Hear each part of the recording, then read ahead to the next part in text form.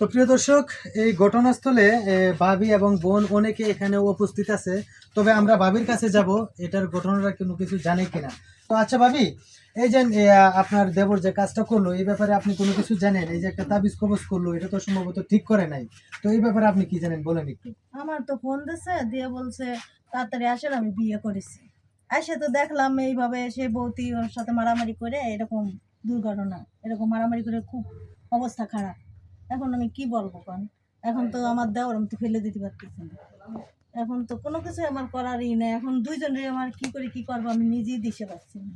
তো প্রিয় দর্শক, আসলে এখানে দিশেহারা প্রায় সবাই, কারণ হলো এইভাবে কিন্তু মানে যে কাজটা করছে আমাদের ফরহাদ ভাই, উনি তাবিজ কবজ করে বিয়েটা করছে, কিন্তু এভাবে বিয়েটা না করলেও পারতো।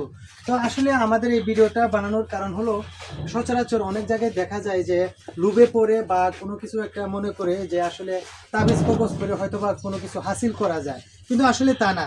যদি আপনার একটু এদিক সেদিক হয়, আমি জানি না জাদুটোনা কতটুকু সত্য আর মিথ্যা পৃথিবীতে আছে কিনা।